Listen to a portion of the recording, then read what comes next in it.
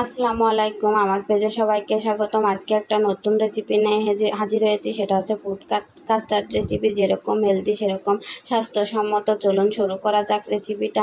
আমি এখানে 2 কাপ পরিমাণ দুধ নিয়েছি আর কিছু ফল নিয়েছি। ফলটা আপনাদের পছন্দ অনুযায়ী নেবেন। 1/3 কাপ চিনি আর কাস্টার্ড পাউডার। আর আমি প্রত্যেক কাপ দুধের জন্য 2 চামচ করে কাস্টার্ড পাউডার নিয়ে নিব।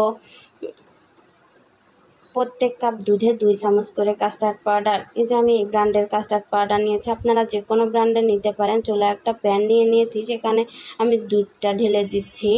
দুধটা ঢেলে দিই আর চিনিটা একসাথে মিক্স করে নিব। দুধটা ঢেলে দিয়ে এবার আমি চিনি অ্যাড করছি। 1/3 কাপের একটু বেশি চিনি অ্যাড করেছি। আপনারা আপনাদের স্বাদ অনুযায়ী চিনি অ্যাড করবেন।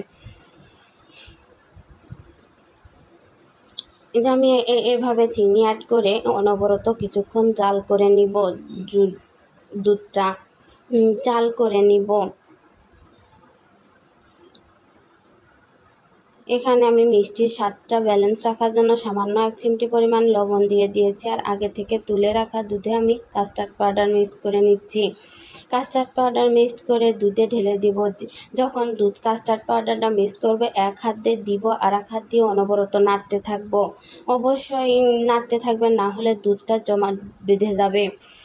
এভাবে কাস্টার্ড পাউডারটা দিয়ে কাস্টার্ড গুলানোটা দিয়ে আমি সুন্দর করে 2 থেকে 3 মিনিট এভাবে মিডিয়াম টু লো হিটে রান্না করে নিব।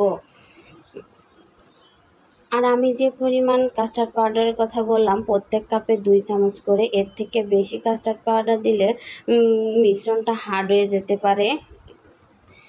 এই যে আমি এভাবে অনবরত কিছুক্ষণ রান্না করে নিব। আর এরকম হেলদি একটা খাবার যদি বাসায় বাচ্চা থাকে, তাহলে তৈরি করে দিলে 1 নিমিষেই শেষ করে ফেলতে পারবে।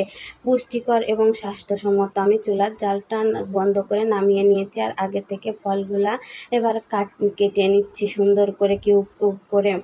আপনারা চাইলে আপনাদের পছন্দ অনুযায়ী ফল নিতে পারেন। আমার হাতের কাছে যে ফলগুলা ছিল, আমি সেই ফলগুলাই অ্যাড করে নিচ্ছি আর সুন্দর করে কেটে নিচ্ছি। এবার কলা কেটে নিচ্ছি। আর আপনারা আমাদের ভিডিওগুলো দেখে একটা লাইক আর একটা কমেন্ট দিলে আমাদের কাজের উৎসাহ বাড়ে। আর আপনাদের লাইক আর কমেন্ট আমাদের কাজের উৎসাহ বাড়ায়। আমি একটা বাটি নিয়ে সুন্দর করে বাটিতে কেটে নেওয়া ফলগুলো দিয়ে দিচ্ছি। আর সুন্দর দেখার সাথে এখানে কিছু আনার ফল ব্যবহার করছি।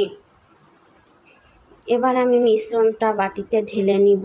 ঢেলে নিয়ে উপর দিয়ে আরও কিছু ফল দিয়ে সুন্দর করে পরিবেশন করে নিব। আর আপনাদের যদি আমার রান্নাটা ভালো লাগে, তাহলে লাইক করবেন, সাবস্ক্রাইব করবেন।